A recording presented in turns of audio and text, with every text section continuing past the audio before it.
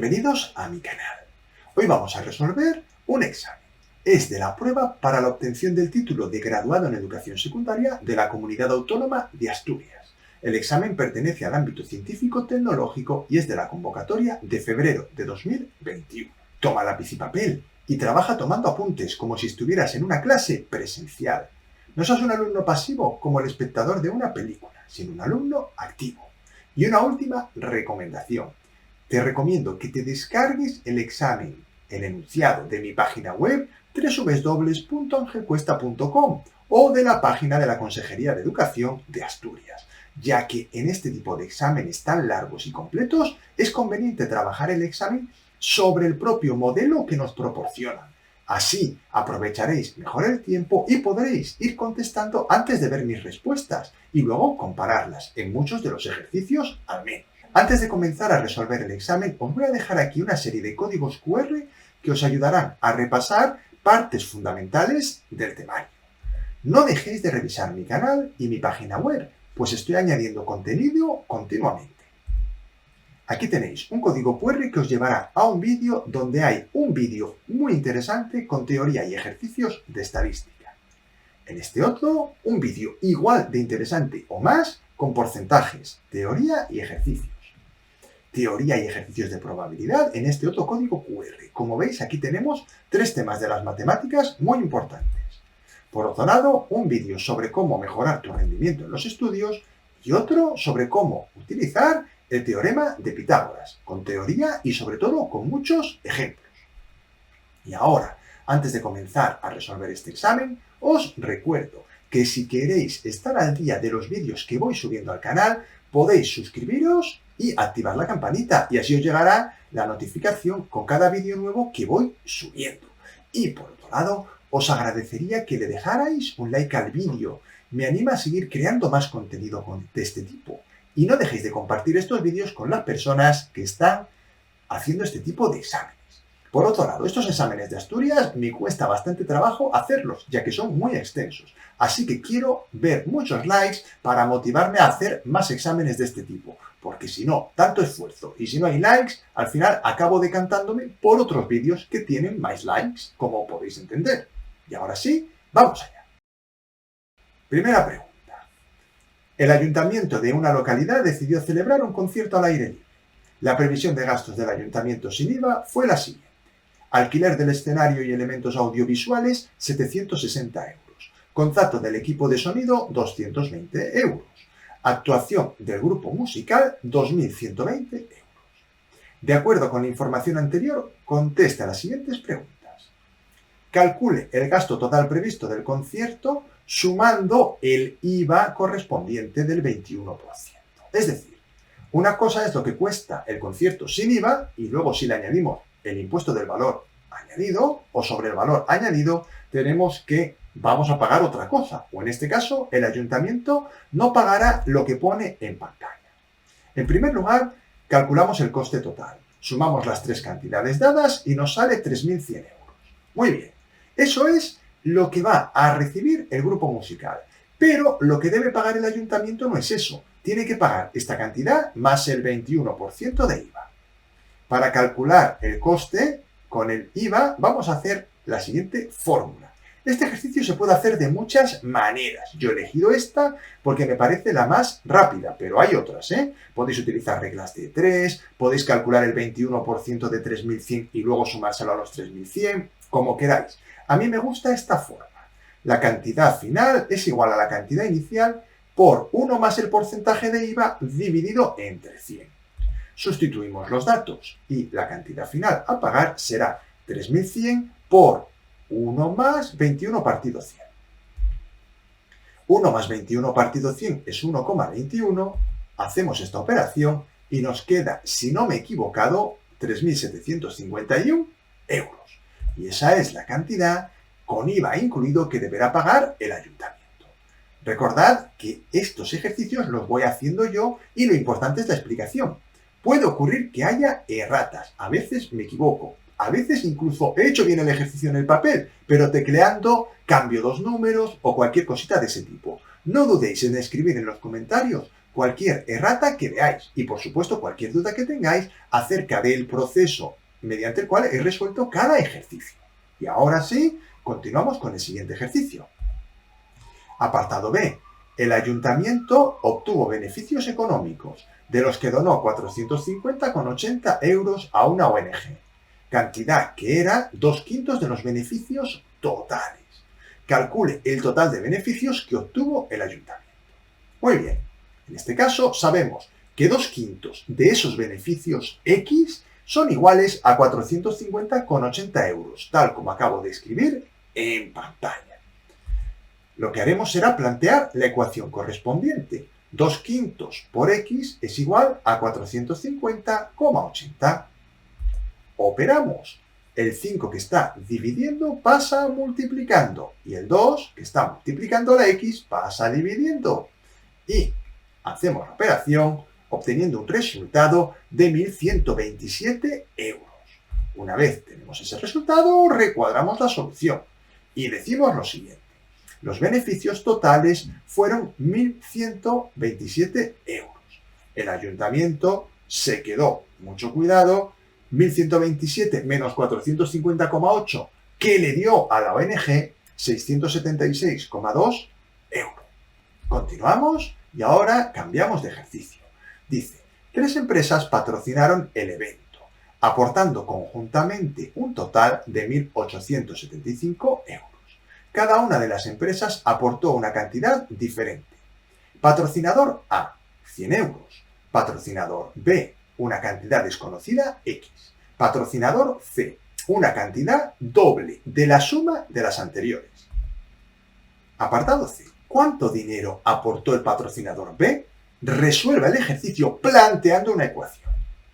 Se plantea la ecuación correspondiente con los datos que nos han dado, que será 100, que es lo que pone el patrocinador A, más X, que es lo que pone el patrocinador B, más 2 por entre paréntesis X más 100, que es lo que pone el patrocinador C. Y todo eso lo igualo a 1.875. Muy importante saber plantear esta ecuación, así que si no os ha quedado claro, parad el vídeo y pensadlo un poquito. Yo vuelvo a decir lo que pone el patrocinador C, el doble, por eso pongo un 2, de la suma de las cantidades anteriores, X más 100 entre paréntesis. Resolvemos la ecuación de primer grado aplicando la propiedad distributiva en primer lugar al producto 2 por X más 100. 2 por X es 2X y 2 por 100, 200. Tratad de hacer esto vosotros en vuestra libreta, a ver si sois capaces de resolver la ecuación. Yo por mi parte la voy a ir resolviendo poquito a poquito. Dejo las X a un lado y los números al otro, quedándome 3X igual a 1575. Despejo X, que será igual a 525, tal como veis en pantalla. De manera que daré la solución del patrocinador B, que es la que me piden. El patrocinador B aportó 525 euros. El ejercicio apartado D dice, uno de los patrocinadores instaló una estructura hinchable publicitaria de forma cilíndrica, con los datos que se muestran en la imagen. Vamos a poner la imagen porque si no, no sé qué vamos a ver. Ahí está la imagen, claro. ¿Cuál es el volumen en litros de dicha estructura? Bueno, como veis es un cilindro y nos dan 3 opciones. Calculo el volumen del cilindro aplicando la fórmula correspondiente. Área de la base por altura. 2 por 2,7 son 5,4 metros cúbicos. Como un metro cúbico equivale a 1000 litros, el volumen de la estructura hinchable es de 5.400 litros, con lo cual la respuesta correcta es la opción C. Continuamos ahora. El concierto se celebró en la zona delimitada con una línea roja en el mapa inferior, siendo el ángulo 120 grados. Longitud en la realidad, desde A hasta B, 36 metros. En el mapa que nos dan en el enunciado del ejercicio dice que 5 centímetros. De acuerdo con la información anterior, conteste las siguientes preguntas. Escribe la escala del mapa con este formato. Bueno, la escala se obtiene dividiendo la longitud en el mapa entre la longitud en la realidad, pero expresando ambas longitudes en las mismas unidades. De manera que diremos que 36 metros equivalen a 3.600 centímetros. Se divide 3.600 entre 5 y obtenemos la relación, que es 720.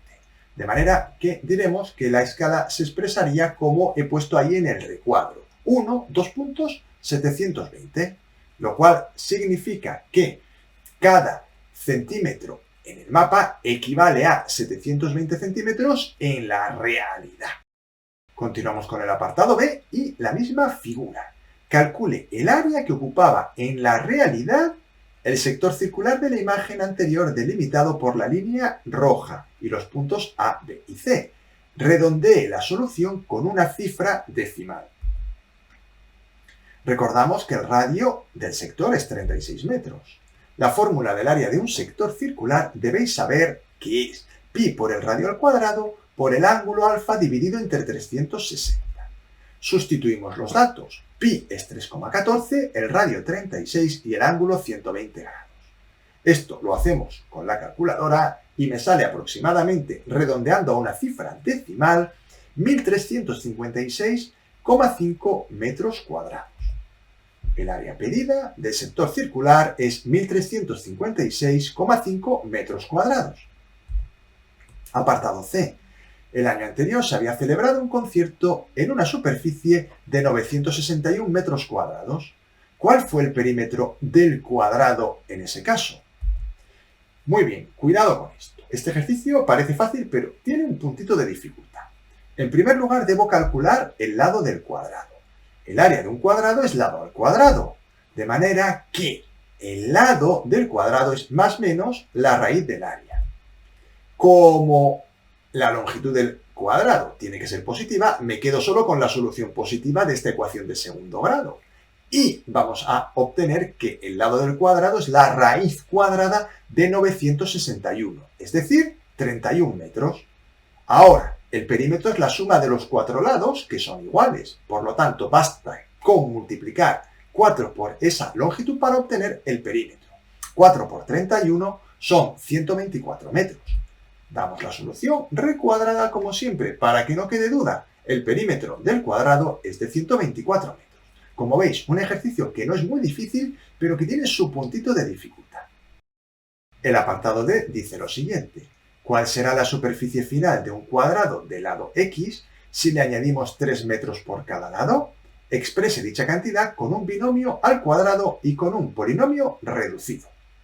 Bueno, en el caso del binomio al cuadrado será x más 3 al cuadrado, porque cada lado del cuadrado vale x más 3, y x más 3 por x más 3 es x más 3 al cuadrado. Si desarrollamos el binomio recordando la fórmula del producto notable que acabo de escribir debajo de la tabla, podemos desarrollar la fórmula y nos va a quedar x más 3 al cuadrado igual a x cuadrado más 2 por x por 3 más 3 al cuadrado. Operando será x cuadrado más 6x más 9, que es la solución que debemos poner en el recuadro que dice desarrollo del binomio. Esta parte algebraica os suele costar un poquito, así que si no lo tenéis muy claro, parad el vídeo, volvéis atrás e id haciéndolo poquito a poquito en vuestra libreta o en el examen si me habéis hecho caso y lo habéis impreso. Bueno, aquí ahora tenemos una imagen. No voy a leer ni voy a comentar nada, sino que tenemos que contestar preguntas de este documento, tanto gráfico como textual. Tenéis que leerlo y ver la imagen. Si os habéis impreso el examen, pues claro, va a ser muchísimo más fácil. Si no, tenéis que parar el vídeo, hacerle una foto, no sé, lo veo complicado. Mi recomendación es que os descarguéis de mi página web el examen y ahora contestemos las preguntas. Las preguntas son de biología, como os habéis dado cuenta. En el apartado A nos dice, responda si son verdaderas o falsas las siguientes afirmaciones. Yo simplemente voy a poner la respuesta para que la podáis comparar con lo que vosotros habéis escrito, sin dar mayores explicaciones. La primera es verdadera, la cubeta de la laguna de El Carrizal era su zona más deprimida. Más deprimida es la que está más hacia abajo, ¿vale? En más profundidad. El Carrizal ocupa una superficie de 5.000 metros cuadrados cuando hay un nivel máximo de las aguas. Si cogéis el texto podéis leer que el Carrizal ocupaba una superficie considerable, alcanzaba media hectárea en el nivel medio de aguas y aumentaba su superficie un 20% cuando alcanzaba su nivel máximo. Por eso podemos decir lo siguiente, como una hectárea son 5.000 metros cuadrados, la afirmación es falsa. porque 5.000 metros cuadrados ocupaba en el nivel medio de aguas. En el nivel máximo hay un aumento del 20%, es decir, 20%, que son 1.000 metros cuadrados más, perdonad, y el total ocupado sería 6.000 metros cuadrados, con lo cual justifico que la respuesta es falsa. Por último, el apartado C, la respuesta es falsa. Lo podéis comprobar en el texto. Ahí lo tenéis. Ver esquema diapositiva anterior. La formación palustre está cubierta de agua estacionalmente solamente. ¿De acuerdo? Tampoco me gusta dar muchas más explicaciones aquí. No es que no me guste, sino que son cosas que yo creo que vosotros podéis hacer y podéis ir también practicando y aprendiendo, porque si lo hago yo todo, tampoco tiene gracia. Continuamos. Apartado B. Como en todo ecosistema, en el carrizal intervenían factores bióticos y abióticos. Mencione 2 factores bióticos y 2 factores abióticos. Vamos a explicar un poquito aquí. Los factores bióticos son todos los elementos del ecosistema que están vivos. En cambio, los abióticos son aquellos elementos que no están vivos. Pues nada, factores bióticos, por ejemplo, se me ocurre a mí, árboles y animales. Factores abióticos, pues agua y rocas. Continuamos con el carrizal. El agua era el factor fundamental en el carrizal. Vamos ahora con algo de química. La molécula de agua está constituida por un átomo de oxígeno y 2 de hidrógeno. Indique cuál es el número atómico y másico de cada uno de los átomos que la componen. Y para poder hacer este ejercicio tenemos que fijarnos en el esquema que nos dan al lado de la tabla. Podéis comprobar que el número de protones es igual al número atómico Z y el número másico es la suma del número de protones y neutrones. Eso lo podéis comprobar si estudiáis teoría, claro. Si no, pues no. Esto es una pregunta que sale muchísimo en estos exámenes, con lo cual tenéis que tenerla muy, muy clara. En el caso del oxígeno, como tiene 8 protones, el número atómico es 8. Y el número másico 16, ya que 8 protones más 8 neutrones, 16 nucleones, que es el número másico. En cambio, en el hidrógeno es mucho más facilito. El número atómico es 1 porque tiene un protón, y como solo hay un protón, pues el número másico también es 1, ya que no hay neutrones. Tenemos aquí otro esquemita muy, muy, muy interesante y muy típico. Es el diagrama en el cual se muestran los 3 estados de agregación de la materia: sólido, líquido y gaseoso. Tenemos que indicar a qué número de cada uno de los que nos ponen en el gráfico corresponde cada uno de los cambios de estado de la materia. Vamos a responderlo rapidito. La condensación corresponde con el número 4, es decir, cuando pasa de gaseoso a líquido. La fusión al número 1, de sólido a líquido. Solidificación el 2, al revés, de líquido a sólido. Sublimación es el número 6, de sólido a gaseoso directamente. La sublimación regresiva o inversa, que también se llama, es de gaseoso a sólido. Y por último, la vaporización, pues es el que queda, que es de líquido a gaseoso. Otro esquemita más y nos dice: elabore una cadena trófica existente en el carrizal, indicando o identificando un productor, un consumidor primario, un consumidor secundario y un consumidor terciario. Bueno, comenzamos con algas y plantas, que es un productor. Continuamos con el caracol, que es un consumidor primario, la carpa, que es el secundario, y el martín pescador, que es el terciario. Menciona un ejemplar de cada clase de animal que existía en el carrizal. Pues, por ejemplo, un ave, había un martín pescador; anfibio, la rana; gasterópodo, el caracol; insecto, la mariposa. Lógicamente, para poder hacer esto, es conveniente disponer del examen impreso, porque si no, claro, nos tocaría ahora ir hacia atrás en el vídeo para ver los animales. Y claro, yo no puedo ir poniendo todo el rato las gráficas y las fotos que van poniendo en el examen. Por eso recomiendo imprimirlo, no por nada. Si no necesitáis imprimirlo, no lo imprimáis. Pero si hace falta imprimirlo, pues oye, habrá que hacer un esfuerzo e imprimir todas estas hojitas, claro. También el día del examen tenemos que estar acostumbrados a trabajar sobre este tipo de hoja que nos van a proporcionar.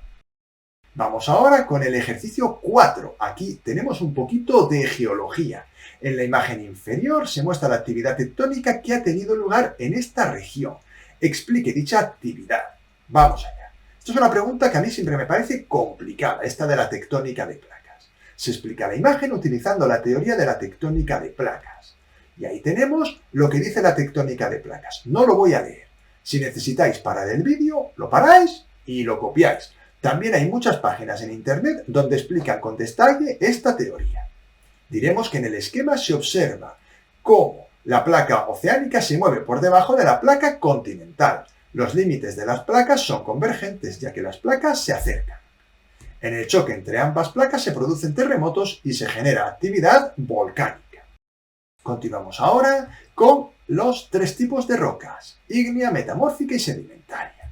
Vamos a decir que el basalto es una roca ígnea, la pizarra metamórfica y la caliza sedimentaria. Podéis buscar en libros de texto de cuarto de ESO, en muchas páginas en internet, distintos tipos de rocas y cuáles son las más importantes de cada tipo. Yo he puesto un ejemplo de cada. Es verdad, no me he matado, es verdad, pero vosotros tenéis que hacer también un trabajito y buscarlo.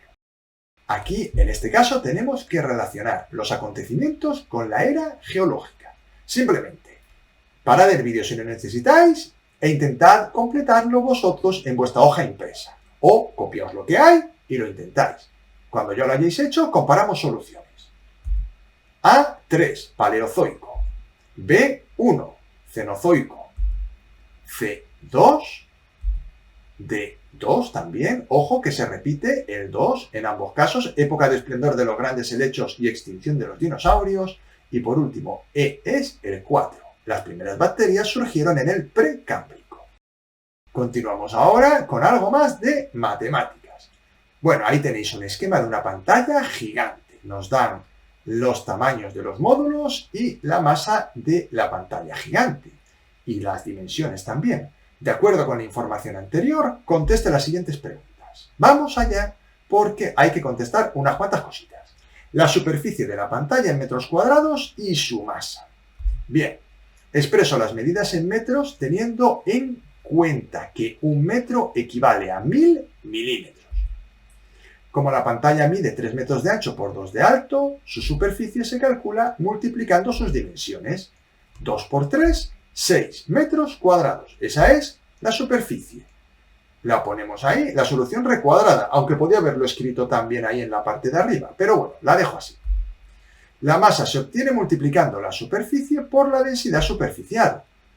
65 kilogramos por metro cuadrado por 6 metros cuadrados igual a 390 kilogramos. Mucho cuidado porque este ejercicio parecía de matemáticas, pero tiene un poco de física, porque claro, nos meten la densidad superficial y tenemos que saber que la densidad superficial es la masa partido el área.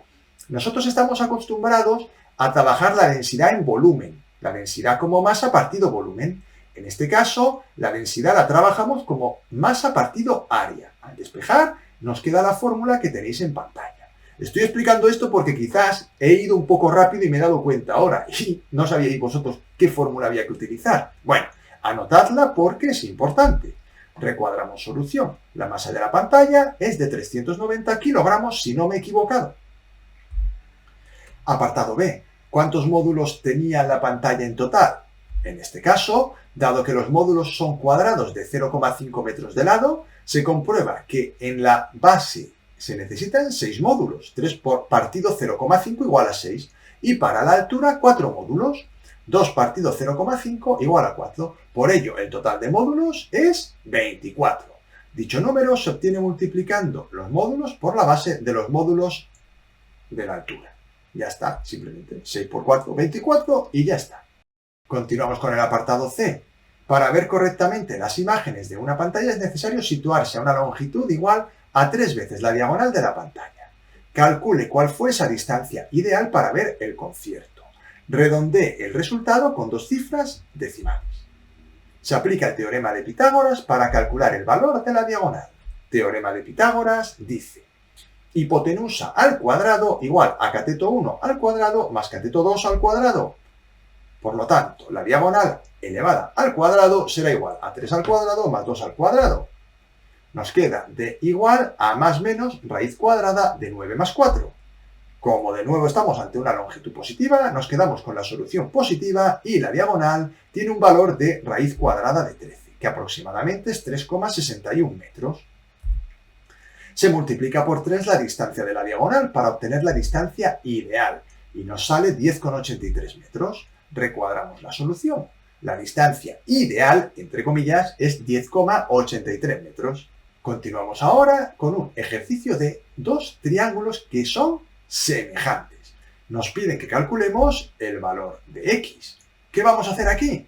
Pues se observa que son triángulos semejantes y vamos a aplicar la razón de semejanza. Como pone ahí, la altura del triángulo grande partido a la altura del triángulo pequeño es igual a la longitud de la base del triángulo grande partido la longitud de la base del triángulo pequeño.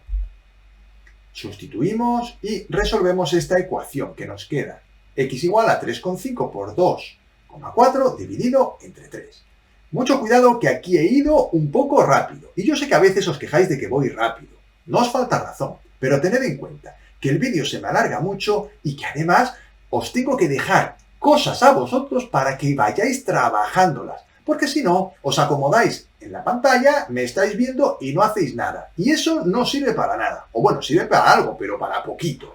Es mejor que ahora vosotros paréis el vídeo y razonéis cómo he pasado a obtener esa igualdad. X igual a 3,5 por 2,4 partido 3. Como pista os digo que esta ecuación se resuelve multiplicando en cruz. La x que está dividiendo pasa multiplicando y me queda 3x y el 2,4 pasa al otro lado multiplicando al 3,5. Bueno, opero y espero que os haya salido 2,8 metros como a mí.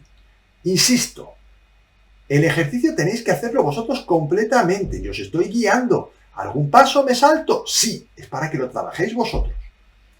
La longitud de la base x es 2,8 metros.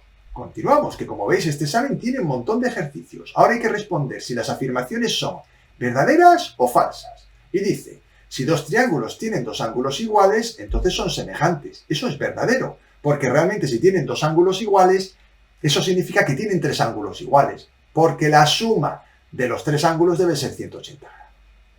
Dice ahora, si dos triángulos tienen sus tres lados proporcionales, son semejantes. Pues eso también es verdad. Y la última afirmación es falsa. La razón que nos ponen ahí es la razón de los lados, no de las áreas. Apartado C. El volumen iluminado por un foco está determinado por un cono. ¿Cuál es la fórmula que permite calcular el volumen de este cono? Pues nada, simplemente hay que saberse de memoria la fórmula. Es la que hay en el apartado A. Pi por el radio al cuadrado por la altura partido 3. Continuamos ahora con el ejercicio siguiente, que es sobre energía. Nos dan las fórmulas de la energía potencial y la energía cinética. De acuerdo con las fórmulas, calcule la energía potencial de un foco de 2.500 gramos situado a una altura de 3 metros. Simplemente recordamos que un kilogramo equivale a 1.000 gramos, por eso 2.500 gramos son 2,5 kilos. Cuando la conversión de unidades es tan fácil, no hace falta hacer un factor de conversión, o al menos yo no lo considero imprescindible. Se aplica la fórmula de la energía potencial. Energía potencial igual a masa por gravedad por altura. Sustituimos 2,5 por 9,8 que nos dicen que es la gravedad y la altura que son 3 metros. En total nos sale un resultado de 73,5 julios. La solución la ponemos recuadrada. La energía potencial del foco es 73,5 julios. Calcule la altura a la que estará situado un objeto de 2 kilos cuya energía potencial es de 98 julios. Se escribe la fórmula de la energía potencial y se despeja la altura. Mirad, la masa y la gravedad pasan dividiendo la energía potencial. Muy importante, parad el vídeo y pensadlo un poquito si no lo habéis entendido. Sustituimos los datos y obtenemos la altura, que si no me he equivocado es de 5 metros. La altura a la que está este objeto es de 5 metros. Apartado C. Un altavoz de 4 kilos situado a cierta altura tiene una energía potencial de 128 julios. Calcule la velocidad en metro partido segundo con la que llegará al suelo en caso de caída. Bien, en este caso hay que aplicar el principio de conservación de la energía mecánica. Toda la energía potencial se transforma en cinética. Podemos escribir, por lo tanto, que la energía potencial es igual a la cinética igual a 1/2 por la masa por la velocidad al cuadrado. Y de aquí debemos despejar la velocidad. Este ejercicio me parece que tiene un nivel de complicación relativamente alto para este nivel de examen, porque despejar la velocidad tal como acabo yo de hacer no es tan fácil. El 2 pasa multiplicando a la energía cinética y la masa divide a ambos.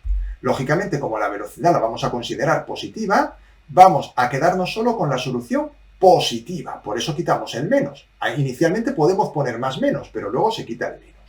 Operamos y obtenemos la velocidad 8 metros por segundo. Recuadramos la solución y decimos que la velocidad con la que llega al suelo el objeto es de 8 metros por segundo. Continuamos con el siguiente apartado. Razones si son verdaderas o falsas las siguientes afirmaciones. Bueno, pues la primera de ellas es falsa, la segunda verdadera, la tercera es falsa y la última es verdadera. Sin más explicaciones, espero que lo hayáis entendido o estéis de acuerdo con ello. De todas maneras, cualquier duda que tengáis, no dudéis en ponerla en los comentarios y yo os la aclaro. Continuamos. En el ejercicio 8 nos dicen lo siguiente.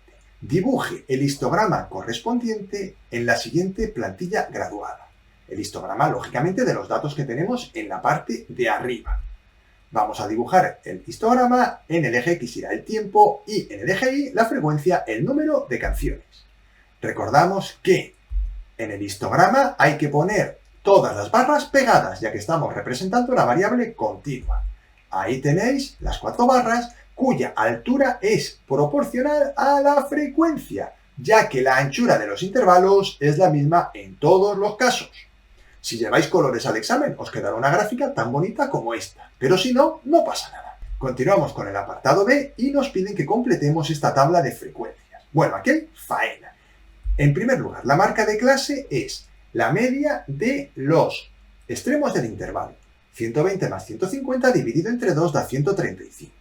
Hacemos lo mismo con el resto de intervalos, quedando 165, 195 y 225. La frecuencia relativa se calcula dividiendo la frecuencia absoluta entre el número total de datos, tal como veis en pantalla.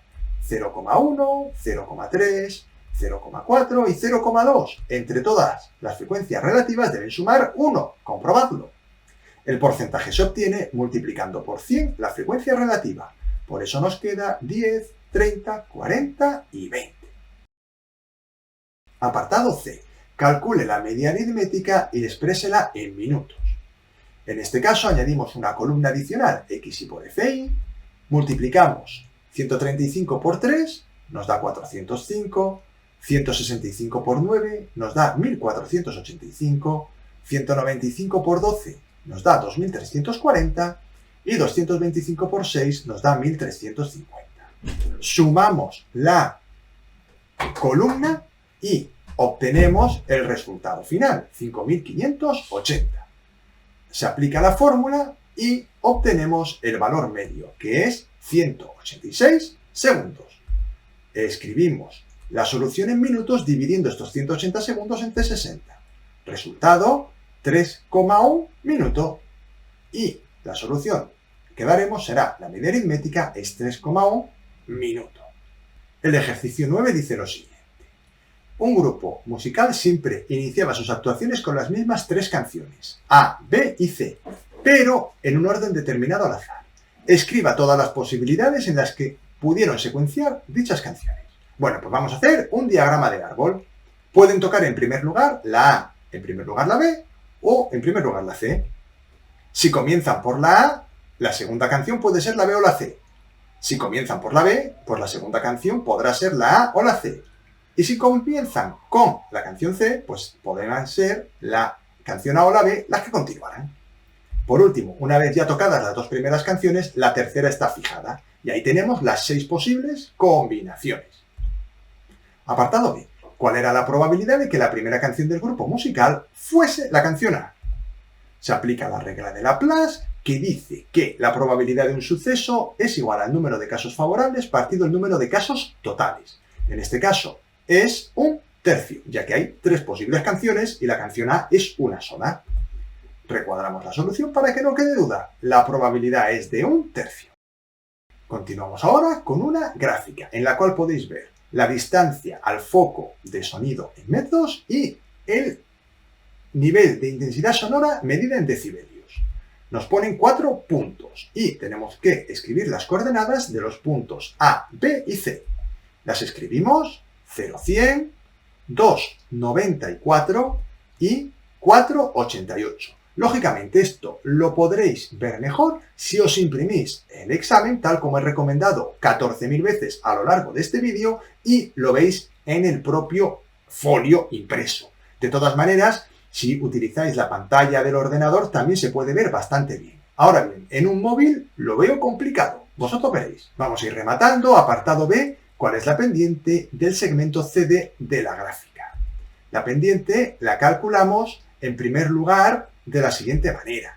Bueno, no ni la calculamos. Simplemente iba a calcularla, ¿de acuerdo? Como incremento de Y partido, incremento de X. Pero me he acordado de que como podemos ver que es negativa, pues la única posible solución es la B, menos 6/4. Ya está. No hace falta hacer ningún cálculo. Continuamos con el apartado C. Una persona se ha situado en el concierto a 2 metros de distancia del altavoz y otra a 4 metros de distancia. ¿Cuál es la diferencia de decibelios percibidos entre ambas personas? Pues a 2 metros la intensidad sonora en decibelios es de 94 y a 4 metros de 82.